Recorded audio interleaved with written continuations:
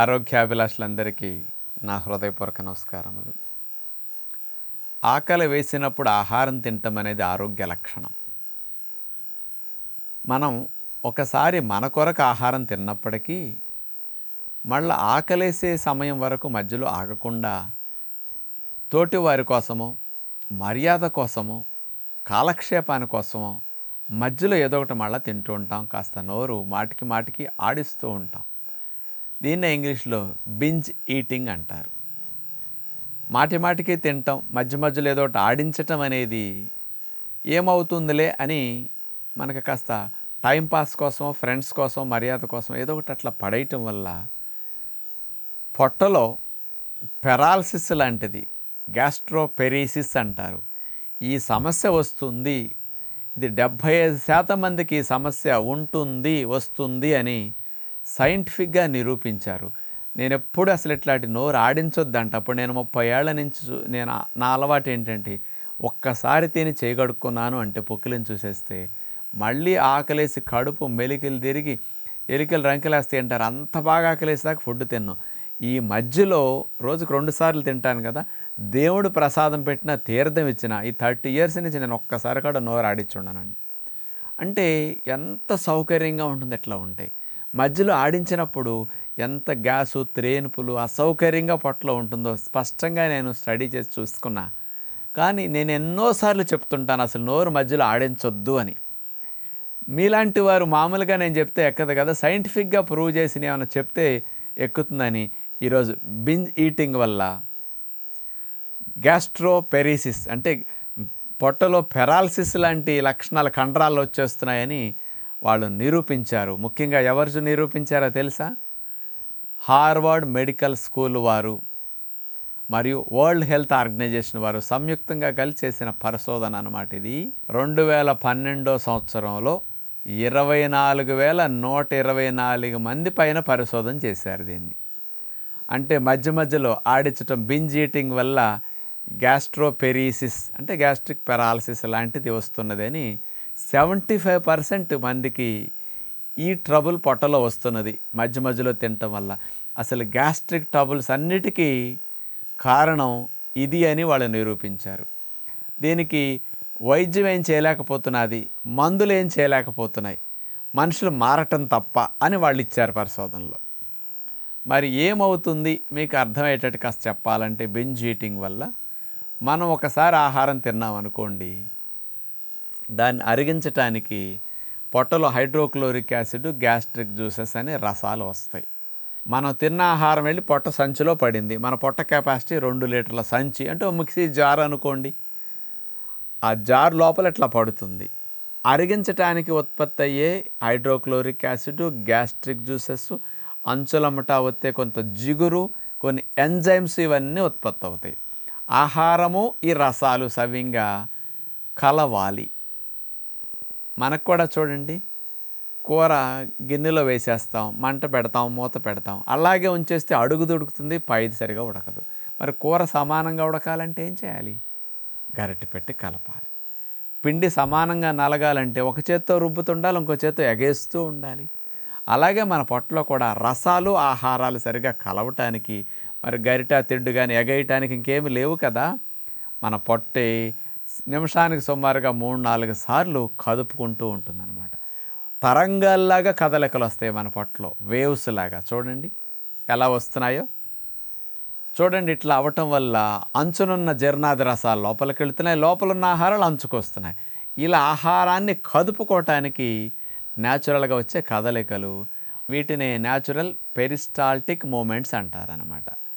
ఈ కదలికలు పొట్ట న్యాచురల్గా చేసుకుంటుంది.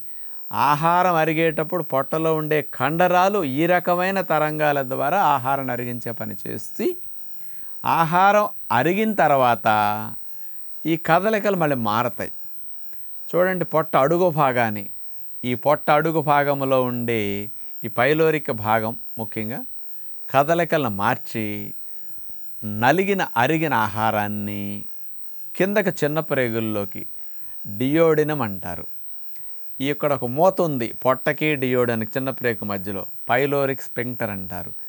ఈ మూతని తెరిచి చిన్న చిన్న ముద్దలుగా చేసి, ఇప్పుడు చంటి బిడ్డకులుగా చిన్నపిల్లలకు కూడా చూడండి ఇంత చిన్న ముద్దలు చేసి మీరు నోట్లో ఎట్లా పెడతారు? మనం ఆహారాన్ని అరిగించిన తర్వాత ఈ పైలోరిక్ స్పింక్టర్ ద్వారా మన పొట్ట ఏం చేస్తుంది, కదలికలు మార్చి ఆ కదలికల ద్వారా చిన్న చిన్న ముద్దలుగా చేసేసి చిన్న ప్రేగులోకి తోస్తూ ఉంటుందన్నమాట. ఈ డైజెషను అయిపోయే స్టేజ్లో మళ్ళీ నోట్లో గంట 2 గంటలు మనం ఏదైనా వేసామనుకోండి, సడన్గా పొట్టలోకి ఫుడ్ వచ్చేసరికి ఈ తరంగాల్లాగా వచ్చే కదలికలు ఏవైతే ఉన్నాయో, అరిగిన ఆహారాన్ని తోయటానికి ఒక రకంగా కావాలట, ఫ్రెష్గా పడ్డ ఆహారాన్ని అరిగించడానికి కదలికలు వేరే రకంగా కావాలి. ఎందుకంటే అది 90% అరిగిపోయింది కదా. అరిగిన ఆహారాన్ని తోయటానికి కావాల్సిన కదలికలు ఆ టైంలో పొట్ట బిజీగా ఉంటే దాన్ని ఆపేసేసి పైన పడ్డ ఆహారం కోసం మళ్ళీ కదలికలు సడన్గా యాక్షన్ మార్చాల్సి వస్తుందట. అందుకని ఈ వ్యత్యాసంలో పొట్టలో వచ్చే కదలికల్లో పొట్టకి మజిల్స్ ఏవైతే ఉంటున్నాయో వాటిలో వచ్చే చేంజెస్ కారణంగా పొట్టకి పెరీసిస్ అంటే గ్యాస్ట్రోపెరీసిస్ అంటారు. దీన్నే పెరాలసిస్ లాంటిది. పెరాలసిస్ వచ్చిన వ్యక్తికి ఆ కండరాల్లో పట్టుత్వం ఎట్లా పట్టు తగ్గిపోతుందో, ఆహారం అరిగిన తర్వాత పొట్టలో నుంచి ప్రేగుల్లోకి తోసే కదలికలు ఆగిపోతాయట, పైనుంచి ఇంకో ఆహారం మీరు మధ్యలో పడేస్తే. కాబట్టి ఈ అరిగిన ఆహారం కిందకి వెళ్ళాల్సింది ఆగిపోయి ఈ ఆహారం పొట్టలోనే నిలవ ఉంటుంది. నిలవ ఉన్నప్పుడు అది పులిసిపోతుంది.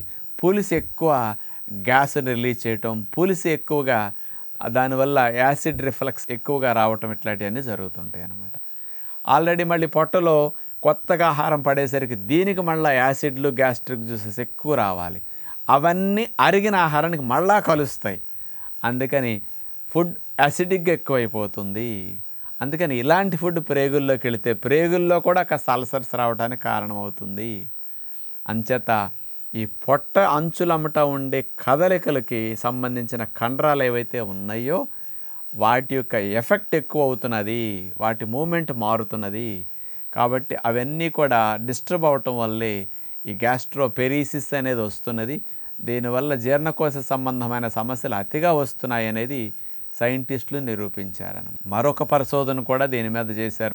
ఈ 2020 సంవత్సరంలో అమెరికా దేశం వారు 280 మంది మీద ఈ పరిశోధన చేశారనమాట.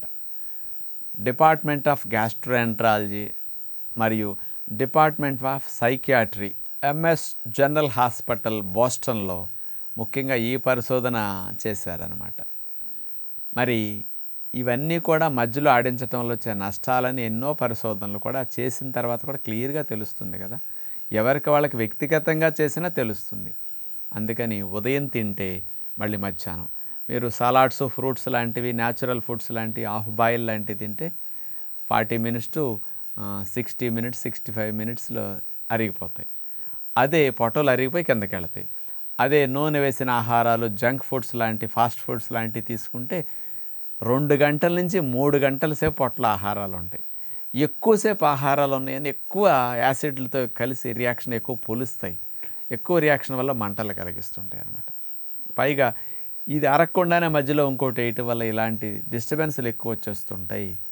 కాబట్టి ఉదయం తింటే మధ్యాహ్నం, మధ్యాహ్నం తింటే సాయంకాలం తినండి. 3 సార్లు తినేవారు 4 సార్లు తినటం మరి అస్సలు మంచిది కాదు. రోజుకు 4-5 సార్లు తినటం అస్సలు మంచిది కాదు. ఇక మధ్యలో ఇటొచ్చి ఆడించటం అంటారా, ఇప్పుడు చెప్పినట్టు పొట్టలో వచ్చే గ్యాస్ట్రోపెరీసిస్ అనేది చాలా ఇబ్బందికరమైన సమస్య. ఎప్పటికీ గ్యాస్ట్రిక్ ట్రబుల్స్ వాళ్ళకి తగ్గకుండా మారిపోతాయి ఇట్లాంటివి. అంచేత ఇలాంటి అసౌకర్యాలు రాకుండా ఉండాలంటే మధ్యలో ఏది ఆడించొద్దు. ఎవరు ఏదైనా పెట్టినా తీసుకున్న దేవుడి ప్రసాదమైన భోజనంతో పాటు కలిపి తినేయండి.